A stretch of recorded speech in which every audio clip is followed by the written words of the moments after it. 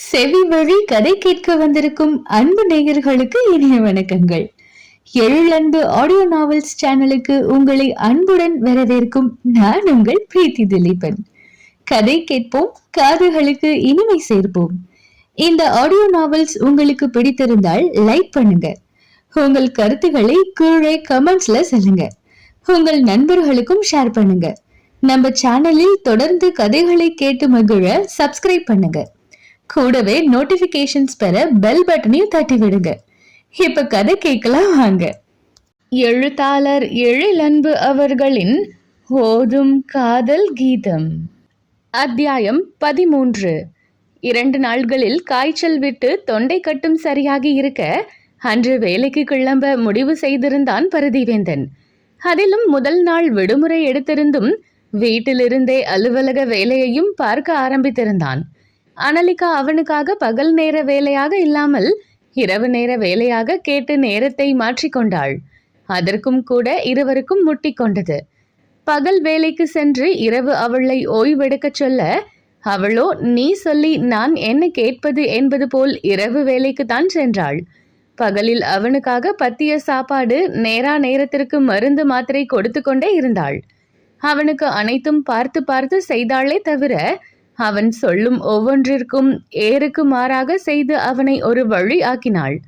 அவளின் செயல் அவனை தவிக்க வைத்தது. அவனும் அவளை எப்படியோ சமாதானம் செய்ய முயற்சி எடுத்தான். ஆனால் அவன் முயற்சியை எல்லாம் தகர்த்தெறிந்திருந்தாள். ஆனாலும் என்னதான் மல்லுக்கு நின்றாலும் மீண்டும் விவாகரத்து கேட்காமல் இருக்கின்றாளே என்று மனதில் திருப்தி இருந்தது.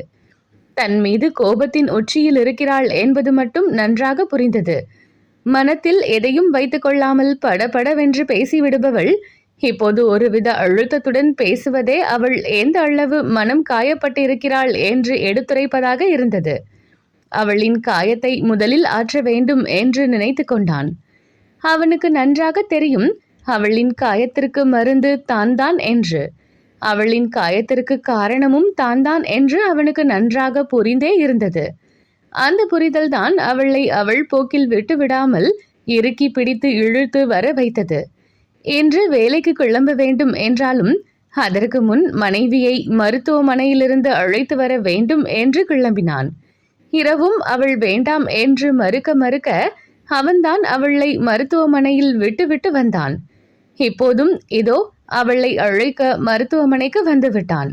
மனைவியின் வீட்டில் நிறுத்திவிட்டு வந்திருந்த அவனின் 2 சக்கர வாகனத்தை மறுநாளே இங்கே கொண்டு வந்து நிறுத்திவிட்டு சென்றிருந்தான் நிதேஷ். மனைவியின் வருகைக்காக மருத்துவமனை வாசலில் தனது வண்டியை நிறுத்திவிட்டு அதில் சாய்ந்து நின்று காத்திருந்தான். 2 செவிலிகள் தூக்க கலக்கத்துடன் அவனை கடந்து செல்ல தனது மனைவி மட்டும் வரவில்லையே என்று எதிர்பார்த்திருந்தான். அலைபேசியில் அவளை அழைத்து பார்க்க அவனின் அழைப்பு ஏற்கப்படவில்லை. வேலையாக இருந்தால் எடுக்க மாட்டாள் என்று தெரியும் தான். ஆனால் அவளை போல் இரவு வேலை பார்ப்பவர்கள் கிளம்பி சென்றிருக்க அனலிகா மட்டும் வரவில்லை என்றதும் அவனை அறியாமல் இனம் புரியாத தவிப்பில் மனம் பதறியது.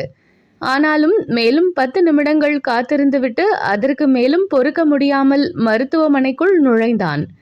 அவனை அலைய விடாமல் வரவேற்பு அருகில் போடப்பட்டு இருந்த இருக்கைகள் ஒன்றில் தலையை பிடித்து கொண்டு குனிந்து அமர்ந்திருந்தாள் அனலிகா.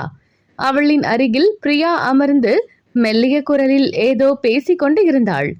மனைவி அமர்ந்திருந்த நிலையை கண்டு மனம் பதற விரைந்து அவளின் அருகில் சென்றான். அனலிமா, என்ன ஆச்சு என்று கணவன் குரல் கேட்க தலையை மெல்ல நிமிர்த்தி பார்த்தாள். வாங்க ப்ரோ, நான் இப்பதான் உங்களுக்கு அனலிக்கிட்ட ஃபோன் பண்ண சொல்லிட்டு இருந்தேன் என்றாள் பிரியா. என்னாச்சு சிஸ்டர், எதுக்கு இப்படி உட்கார்ந்துருக்கா என்று கவலையுடன் கேட்டான். மார்னிங் சிக்னஸ் தான். இந்த நேரத்தில் நைட் எல்லாம் முழிச்சு வேலை பார்த்துருக்கா, அதான் தலை சுத்திருச்சுன்னு அப்படியே உட்கார்ந்துட்டாள் என்றாள். இருவரும் பேசிக்கொண்டு இருக்க அனலிகா தலையை நிமிர்த்தி பார்த்துவிட்டு மீண்டும் தலையை தாங்கி அமர்ந்து விட்டாள். மனைவியின் தலையை வெறித்து கொண்டு நின்றிருந்தான் அவன். எப்படி இவளை தனியா விட்டுட்டு போறதுன்னு தான் கூடவே இருந்தேன். நல்ல வேளை நீங்களே வந்துட்டீங்க. என் பிள்ளையின் நேரம் என்னை தேட ஆரம்பிச்சிருக்கோம். நீங்க பார்த்து கூட்டிட்டு போய்க்கிறீங்களா ப்ரோ? நான் கிளம்பணும், தாயின் தவிப்புடன் கேட்டாள் பிரியா. நீங்க கிளம்புங்க சிஸ்டர், நான் இவளை கவனமா கூட்டிட்டு போய்க்கிறேன் என்றான். டேக் கேர் அனலி, வீட்டில் போய் நல்லா ரெஸ்ட் எடு. ஹாஸ்பிட்டல் மேனேஜ்மெண்ட்ல பேசி இனி நைட் டியூட்டியை அவாய்ட் பண்ண பாரு என்று அறிவுரை சொல்லிவிட்டு கிளம்பினாள் பிரியா. அவள் சென்றதும் அனலிகா மெல்ல எழ உடனே தலையை சுற்றி கொண்டு வந்தது. லேசாக தடுமாறியவளின் தோலை பிடித்து மீண்டும் இருக்கையில் அமர்த்தினான். பேசாம உட்காரு, இதோ வரேன் என்று அதட்டலாக சொல்லிவிட்டு அங்கிருந்து நகர்ந்தவன் திரும்பி வரும்போது கையில் ஒரு பழசாறு டம்ளருடன் வந்தான். இத குடி என்று நீட்ட கேள்வியாக பார்த்து கொண்டே அதை கையில் வாங்கினாள். என்ன பார்வை என்பதையும் அதட்டலாகவே கேட்டு வைத்தான். இந்த நேரம் எங்க ஹாஸ்பிட்டல் கேண்டீன்ல ஜூஸ் கிடைக்காதே என்று முனகிக்கொண்டே மெல்ல பருக ஆரம்பித்தாள். என்ன செய்ய, நான் ஒரு வீம்பு பிடிச்சவளை கல்யாணம் பண்ணியிருக்கேனே, அவளுக்கு பால் பிடிக்காது. இந்த நிலைமையில காஃபியும் குடிக்க கூடாது. அதான் கெஞ்சி ஜூஸ் போட்டு தர சொல்லி கேட்டு வாங்கிட்டு வரேன் என்றான் கடுப்பாக. உதட்டில் டம்ளரை வைத்து உறிஞ்சி கொண்டு கண்ணை மட்டும் உயர்த்தி எதிரே இருந்த கணவனை பார்த்தாள். அவன் அவளை முறைத்து கொண்டு இருக்க, ரொம்பதான் ஐயாவுக்கு அக்கற என்று உதட்டை சுழித்து கொண்டாள். ஆமாண்டி, நீ மட்டும்தான் அக்கறைய குத்தகைக்கு எடுத்துட்டு இருக்க என்று கடுப்பாக சொன்னவன், நான் தான் நைட் டியூட்டி வேண்டாம்னு சொன்னேன் தானே, கேட்காம நைட் முழுவதும் முழிச்சிருந்துட்டு இப்ப தலைய பிடிச்சுக்கிட்டு உட்காந்துருக்க, அப்படி என்னடி உனக்கு வீம்பு என்று அதட்டியவனை முறைத்தாள். எந்த டைம் டியூட்டி பார்க்கணும்னு நானும் நீங்களோ மட்டும் முடிவு பண்ண முடியாது, ஹாஸ்பிட்டல் ரூல்ஸும் இருக்கு என்றாள். நீ இந்த நிலைமையில இருக்கும்போதும் நைட் டியூட்டி வந்தே ஆகணும்னு ஹாஸ்பிட்டல்ல கம்பல் பண்றாங்களா என்ன என்று தாடை உரோமத்தை தடவி கொண்டே யோசித்தான். அப்படி ஏதாவது இருந்தால் சற்று நேரத்திற்கு முன் பிரியா இரவு வேலை பார்க்க வேண்டாம் என்று அறிவுரை சொல்லி இருக்க மாட்டாள். மனைவியாகத்தான் இரவு நேர வேலையை கேட்டு வாங்கி வந்திருக்கிறாள் என்று அவனுக்கு புரிந்தது. அப்படி ஹாஸ்பிட்டல்ல கட்டாயப்படுத்தினா பேசாம வேலைய விட்டுடு, உன் உடம்ப வருத்திக்கிட்டு அப்படி ஒன்றும் வேலை பார்க்கணும்னு உனக்கு கட்டாயம் இல்லை என்றான். வேண்டுமென்றே அவளை சீண்டத்தான் சொன்னான். அது சரியாக அவளிடம் வேலை செய்தது. அவனை கடுமையாக முறைத்தவள், வேலைய விடணுமா என்று பல்லை கடித்து கொண்டு கேட்டாள். ஆமா, நீ இப்படி கஷ்டப்படுறத பார்க்க எனக்கு கஷ்டமா இருக்கு. அப்படி நீ சம்பாரிச்சே ஆகணும்னு எந்த நிர்பந்தமும் இல்லை. நமக்கு அப்படி ஒன்றும் பண தேவையும் இல்லை. நானே கை நிறைய சம்பாதிக்கிறேன், நமக்கு அது போதும் என்றவனை எரித்து விடுவது போல் பார்த்தவள் கையில் இருந்த பிளாஸ்டிக் டம்ளரை கசக்கி எழுந்து குப்பை தொட்டியில் போட்டுவிட்டு விறுவிறுவென்று வாசலை நோக்கி நடக்க ஆரம்பித்தாள். மெதுவா போடி, மயக்கம் போட்டு விழுந்துராத என்று அவனும் மனைவியின் பின்னால் ஓடி வந்து அவள் கையை பற்றி கொண்டான். அங்கே ஆட்கள் சிலர் நடந்து கொண்டு இருக்க கையை நாசுக்காக விலக்க முயன்றாள். பேசாம வாடி, இல்லனா தோள்ல கை போட்டு கூட்டிட்டு போவேன் என்று மிரட்டினான். திரும்பி அவனை ஒரு பார்வை பார்த்தவள், அதிகாரந்தூள் பறக்குது, அப்ப என்ன சொன்னீங்க, நான் வேலையை விட்டு நிக்கணுமா? என் வேலை என்ன, செங்கலுக்கும் சிமெண்ட்டுக்கும் உயிர் கொடுக்கிற சாதாரண வேலைன்னு நினைச்சிங்களா? மனுஷ உயிர்களுக்கு சேவை செய்யற உன்னதமான வேலை, அதுவும் எனக்கு ரொம்ப பிடிச்ச வேலை. இந்த வேலையை நான் எவ்வளவு நேசிக்கிறேன்னு எனக்கு மட்டும்தான் தெரியும். ஈஸியா வேலையை விடுன்னு சொல்றீங்க. ஏன் நீங்க வேலையை விட்டுட்டு வீட்டில் இருங்களேன், நான் உங்களுக்கு சம்பாரிச்சு போடுறேன் என்று சத்தமில்லாமல் மெல்லிய குரலில் அவனிடம் சண்டை போட்டாள். ஹோய், என்ன சட்டுன்னு ஏன் வேலையை குறை சொல்ற? உனக்கு உன் வேலை உயர்வுனா எனக்கு ஏன் வேலை? நீ சொன்ன அந்த செங்கலுக்கும் சிமெண்ட்டுக்கும் உயிர் கொடுத்துதான் பல கட்டடங்களை கட்டிட்டு இருக்கோம். நீ சொல்ற மனுஷங்க உயிரோட வாழ ஒரு வீடு வேணும், அந்த வீட்டை கட்டும் என்று அவன் சொல்லி கொண்டு இருக்கும்போது மேஸ்திரி என்று குறுக்கிட்டு சொல்லி உதட்டை சுழித்து நக்கல் அடித்தாள். அடியை நர்ஸு, யாரடி மேஸ்திரி? ஐயா சிவில் இன்ஜினியர் டி. போன வாரம் கூட ஒரு 8 மாடி கட்டடத்துக்கு டிசைன் போட்டு காட்டியிருக்கேன். என்னோட அந்த டிசைனுக்கு எங்க ஆஃபீஸ்ல எனக்கு எவ்வளவு பாராட்டு தெரியுமா? சாதாரணமா மேஸ்திரின்னு சொல்ற என்று பருதியும் மனைவியிடம் சண்டைக்கு நின்றான். இருவரும் சண்டை கோழிகளாக சிலிர்த்து கொண்டே பார்க்கிங் வந்தனர்.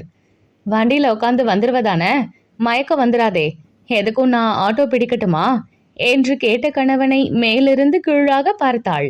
என்னடி பார்வை? நெற்றியை உயர்த்தி கேட்டான். பேருதான் பெத்த பேரு, சிவில் இன்ஜினியர். ஒரு கார் வாங்க முடியல, இவரு என்ன வேலையை விட்டு நிக்க சொல்லிட்டு சம்பாரிச்சு போட போறாராம். என்றாள் நக்கலாக. அவ்வளவு நேரம் இருந்த அவனின் மனநிலை மாறியது. அவனும் தனது சொந்த சம்பாத்தியத்தில் கார் வாங்கியவன்தான். அந்த காரில்தான் அவனும் நேகாவும் செல்லும் போது விபத்தாகி நேகா இறந்தாள். அதில் கார் சேதமான பிறகு வேறு கார் வாங்க அவனுக்கு விருப்பம் இருக்கவில்லை. இரு சக்கர வாகனத்தையும் மிக கவனமாகத்தான் பயன்படுத்துவான். கார் பற்றி மனைவி சொல்லி காட்டியதும் அவனின் மனநிலையே மாறிப்போனது. வேறு எதுவும் பேசாமல் அமைதியாக வாகனத்தை எடுத்தான். அவன் மனநிலை புரிந்தது போல் அனலிகாவும் வாயடிக்காமல் அவனின் பின் ஏறி அமர்ந்தாள். அவள் வண்டியின் கம்பியை பற்றி கொள்ள அவளின் கையை இழுத்து தன் வயிற்றோடு சுற்றி போட்டுக்கொண்டான். அவள் மீண்டும் இழுத்து கொள்ள முயல, இப்ப நீ கையை எடுத்த, அவ்வளவுதான், கொம்மனு வாடி என்று அதட்டினான். வாயை கோணலாக சுழித்து கொண்டாள். அதை கண்ணாடி வழியாக கண்டவனின் முகம் கனிந்தது. என்ன ஒவ்வொரு நிமிஷமும் ஒவ்வொரு உணர்வை பிரதிபலிக்க வைக்க உன்னால தாண்டி முடியும் என்று காதலுடன் முணுமுணுத்து கொண்டான். அவன் வண்டியை எடுத்திருக்க அந்த சத்தத்தில் அவன் முணுமுணுத்தது அவள் காதுகளை சென்றடையவில்லை. அவர்களின் பயணம் அமைதியாக தொடர்ந்தது. மனைவியின் உடல்நிலையை மனதில் வைத்து அலுங்காமல் வண்டியை செலுத்தினான். வீட்டிற்கு வந்ததும் குளித்துவிட்டு அவள் காலை உணவு வேளையில் இறங்க போக அவளின் கையை பிடித்து தடுத்தான் பருதிவேந்தன். நீ குளிக்க போனப்ப நான் இட்லி ஆர்டர் பண்ணிட்டேன், இப்ப வந்துடும், சாப்பிட்டுட்டு ரெஸ்ட் எடு என்றான். என்ன கேட்காம உங்களை யார் ஆர்டர் பண்ண சொன்னது? கடுப்பாக கேட்டாள். அவளை மேலிருந்து கீழ் வரை பார்த்தவன், உன்னோட இந்த கடுகடு அவதாரம் நல்லாவே இல்லடி என்றான். ரொம்ப நல்லது, நல்லா இல்லைன்னா பார்க்காதீங்க, என்கிட்ட பேசாதீங்க என்று அவள் பட்டென்று உரைக்க, சபா இப்பவே கண்ணை கட்டுதே, ஏண்டி இப்படி பதிலுக்கு பதில் பேசி மண்டைய காய வைக்கிற? நான் ஏதாவது செஞ்சா ஓ நல்லதுக்கு தானே செய்வேன், அது புரியாம எந்த நேரமும் என்கிட்ட மல்லுக்கு நிக்கிற என்று அழுத்து கொண்டு தலையில் கை வைத்து சோர்வுடன் சோஃபாவில் அமர்ந்தான். நல்லதுக்கா? ஏன் நல்லதுக்கா? சரிதான், நீங்க இதுவரை செய்தது எல்லாம் ஏன் நல்லதுக்குதான் என்று கத்த வேண்டும் போல் இருந்தாலும் அவன் சோர்வுடன் அமர்ந்திருப்பதை பார்த்து கப்பென்று வாயை மூடிக்கொண்டு அறைக்குள் சென்று படுத்து விட்டாள். அவள் உள்ளே சென்றதும் பெருமூச்சுடன் தலையை நிமிர்த்தினான். மனைவியின் சோர்வை கண்டு தான் தன்னை சோர்வாக காட்டிக்கொண்டான். அவன் நினைத்தது போலவே மல்லுக்கு நிற்காமல் உள்ளே சென்று விட்டாள். கூடவே மனைவியை நினைத்தும் மனதில் இதம் பரவியது. மீசையும் தாடியும் மறைத்து போக மீதம் தெரிந்த உதடுகளில் புன்னகையும் கூட துளிர்த்தது. உண்மையில் மல்லுக்கு நிற்பது அவள் இல்லை, அவன்தான். அவள் எப்போதும் போல்தான் வாயடித்து கொண்டு இருந்தாள். பருதி முன்பெல்லாம் அவள் என்ன பேசினாலும் அமைதியாக இருப்பானே தவிர இப்படி பதிலுக்கு பதில் பேசிக்கொண்டு இருக்க மாட்டான். இப்போதுதான் இப்படி எதற்கெடுத்தாலும் மல்லுக்கு நிற்பதே. அவளுடன் இப்படி பேசி வாய் அடிப்பது அவனுக்கு பிடித்தே இருந்தது. இத்தனை நாட்கள் அமைதியாக இருந்ததற்கு சேர்த்து இப்போது பேசிக்கொண்டு இருந்தான். என்னம்மா பட்டு பட்டுன்னு திருப்பி கொடுக்கறா? சும்மாவா பின்ன? பேசி பேசியதான அவ தன் காதலை காட்டி அவனை திருமணம் முடித்து கொண்டாள். முன்பு நடந்ததை யோசித்து கொண்டே அவன் அமர்ந்திருந்த போது உணவு வந்தது. அதை வாங்கி டைனிங் டேபிளில் வைத்துவிட்டு மனைவியை அழைக்க அறைக்குள் சென்றான். கட்டிலில் படுத்திருந்த அனலிகா அதற்குள் உறக்கத்தை தழுவி இருந்தாள். இவ்வளவு உறக்கத்தை வச்சுக்கிட்டு சாப்பாடு செய்ய கிளம்பினாளே என்று புலம்பிக் கொண்டே மனைவியின் அருகில் சென்று அமர்ந்தான். ஒரு சாய்த்து படுத்து வயிற்றில் ஒரு கையும் தலைக்கு கீழ் ஒரு கையும் வைத்து ஆழ்ந்த உறக்கத்தில் இருந்தாள் அனலிகா. மனைவியின் மதிமுகத்தையே சில நொடிகள் ஆழ்ந்து பார்த்தபடி அமர்ந்திருந்தவன் தன் கையை அவள் வயிற்றில் வைத்து மிருதுவாக வருடினான். சற்றே மேடிட்ட வயிற்றுக்குள் பதுங்கி இருந்த தங்கள் குழந்தையின் இருப்பிடத்தை உணர்ந்தவன் அப்படியே குனிந்து பிள்ளைக்கு முத்தம் ஒன்றை வைத்தான். ஆழ்ந்த உறக்கத்திலும் கணவனின் ஸ்பரிசம் உணர்ந்த அனலிகா வயிற்றில் இருந்த தன் கையை எடுத்து அவனின் தலையில் வைத்து தன் வயிற்றோடு அணைத்து கொண்டாள். அவளின் செயலில் மனைவியின் வயிற்றை ஒட்டி சாய்ந்து படுத்து கொண்டவனின் மேனி உரோமங்கள் எல்லாம் சிலிர்த்து கொண்டு நின்றன. தூக்கத்துல கூட அப்பாவை அம்மாவால விட முடியல குட்டி, இவ என்னை விட்டு தனியா போக போறாளாம். வேடிக்கையா இல்ல? உன் அம்மாவுக்கு வீம்பு ஜாஸ்தி தாண்டா குட்டி. என்னை கல்யாணம் பண்ணிக்கிட்டதுலயும் சரி, இப்ப என்கிட்ட சண்டை போடுறதுலயும் சரி, அம்மா ஒரு தனி பீஸ்டா குட்டி. அவளோட இந்த வீம்பும் காதலும் தான் அவளை என்கிட்ட கொண்டு வந்து சேர்த்தது. என் உடலுக்கும் உணர்வுக்கும் உயிர் கொடுத்தது அவள் தாண்டா குட்டி. அவளால் தான் அப்பா இப்போ ஒரு உயிரோட்டமுள்ள மனுஷனா நடமாடிக்கிட்டு இருக்கேன் என்று நெகிழ்வான குரலில் குழந்தையிடம் பேசிக்கொண்டு இருந்தான். மீண்டும் தங்கள் மகவிற்கு முத்தமிட்டு நிமிர்ந்த போது அவன் தலையில் இருந்த அவளின் கை நழுவுவதை உணர்ந்தவன் நிமிர்ந்து பார்க்க அங்கே விழி விரித்து கணவனை தான் பார்த்து கொண்டு இருந்தாள் அனலிகா. தான் பேசியதை கேட்டிருப்பாளோ என்று நினைத்தாலும் அதற்காக அலட்டி கொள்ளவில்லை அவன். எழுந்துட்டியா, வா சாப்பிட போகலாம் என்று ஒன்றுமே நடவாதது போல் எழுந்து வெளியே சென்றான். அனலிகாவும் எழுந்து வர இருவரும் உணவை அமைதியாக உண்டனர். நான் இப்போ வேலைக்கு கிளம்புறேன் அனலி. வீட்டு வேலையை இழுத்து போட்டு செய்யாம படுத்து நல்லா ரெஸ்ட் எடு. மதியத்துக்கும் நானே ஆர்டர் பண்ணிக்கிறேன். நீ சமைக்கிறேன்னு போட்டு உருட்டிட்டு இருக்காத என்றான். எனக்கு சமைச்சுக்க தெரியும். இந்த மாதிரி நேரத்துல சும்மா வெளியே வாங்கி சாப்பிடக்கூடாது என்றாள். அது எனக்கு தெரியாதா என்ன? என்னைக்காவது ஒரு நாள் சாப்பிட்டா ஒன்றும் ஆகாது. நம்ம புள்ள சமத்து, அதெல்லாம் சாப்பிட்டுக்குவான். இன்னைக்கு நீ ரொம்ப டயர்டா தெரியுற, உடம்ப அழட்டிக்காத என்றான் கண்டிப்பாக. அதற்கும் அவள் ஏதோ சொல்ல வர, போதுண்டி நர்ஸு, என்கிட்ட வம்பு பண்ணணும்னு ஏதாவது பேசாம நான் சொல்றத கேளு. அப்படியே நாளையில இருந்து நீ டே டியூட்டிக்கு தான் போற. என்கிட்ட இருந்து தப்பிக்க நைட் டியூட்டிக்கு தான் போவேன்னு பிடிவாதம் பிடிச்சன்னு வச்சுக்கோ. நைட் எது நடக்க கூடாதுன்னு நீ ஓடுறியோ அதை லீவ் போட்டாவது பகல்லையே நடத்தி காட்டிடுவேன் என்று கண்ணடித்து குறும்பாக சொல்லிவிட்டு எழுந்து கை கழுவ சென்றான். கண்டுகொண்டானே என்ற பாவனையில் என்று முழித்து கொண்டு இருந்தாள் அனலிகா.